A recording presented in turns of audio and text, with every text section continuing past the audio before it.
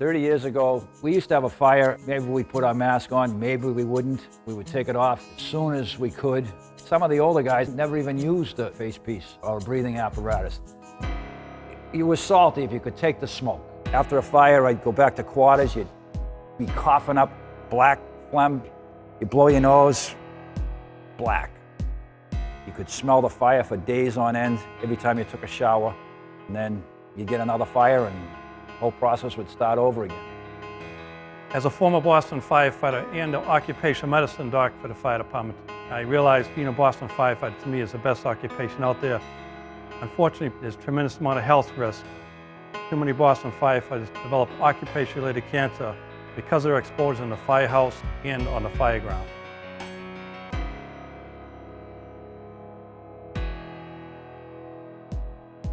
I was diagnosed with colon cancer in February of 2013. I was having some symptoms.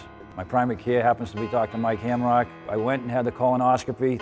My phone was ringing the next day. I looked at the caller ID. I said to my wife, I go, this is the doctor. I go, this can't be good.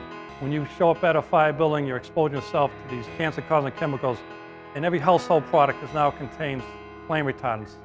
And when they combust, they give off these dangerous cancer-causing chemicals that you inhale, absorb through the skin.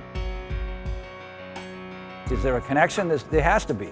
Because if I know equal amount of people on the street, my friends and neighbors, and none of them are dying of cancer, and I know half a dozen guys in the job that are dying of cancer.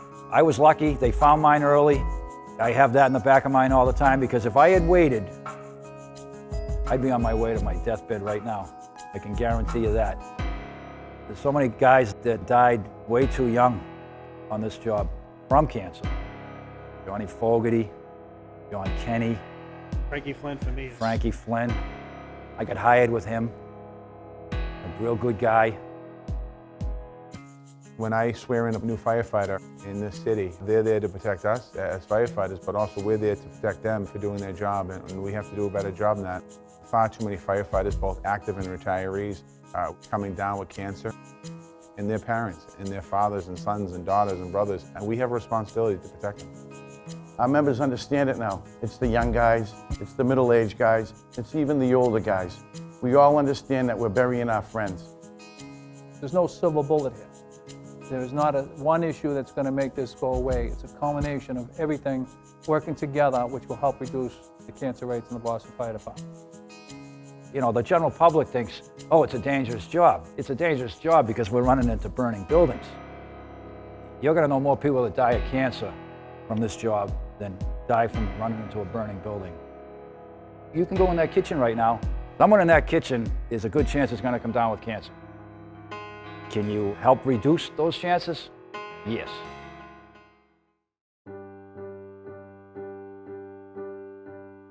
First of all, when a firefighter pulls up to a fire building, they need to take extreme precautions before you enter that building so you don't get cancer on the job. So you need to have the bunker gear on fully.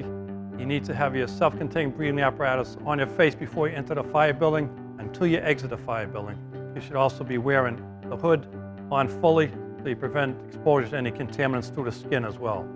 As soon as you're out of the fire building, immediately use the wet naps to remove some of the cancer-causing soot from your face and neck. Firefighters should also do a brief decon of the gear to get rid of some of the particulates from the gear before they go back to the firehouse. Once the firefighters are back at the firehouse, they should shower within an hour to further remove any of the dangerous cancer-causing chemicals to the skin. Make sure that your bunker gear is washed on a regular basis so they don't keep on exposing themselves to the cancer-causing chemicals on the bunker gear. We encourage firefighters to do a workout within 24 hours after the fire to help expedite some of these cancer-causing chemicals through the sweat. We also encourage firefighters to participate in our O2X Human Performance Program. O2X is a human performance company. We focus on health, wellness, development, to develop everybody into tactical athletes. We take our 5 pillars: conditioning, nutrition, stress, sleep, and resilience. Resilience being the ability to bounce back. From nutrition, understanding that there's a proper amount of fuel that you need to put in your body to give you the energy levels to perform at your job. And then conditioning, rehabilitation, understand that there's demands on your body due to the nature of the job, and get ahead of them. Sleep, and that's where you recover and regenerate. And then of course stress. how to mitigate that stress, and how to get yourself back in the zone to perform at high levels over time. That's the tactical athlete part of this. There's a lot of things we have to do to be able to meet our mission. You know, if that day came where you had to drag one of your buddies out of a building, then you were prepared to do that. About a lifestyle, trying to make you better at home, better at work, better eater, better sleeper. You'll be better for these guys when the time comes.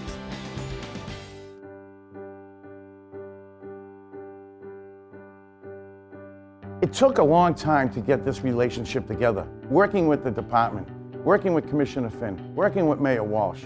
We're going to beat cancer. We're going to solve this problem in the fire service.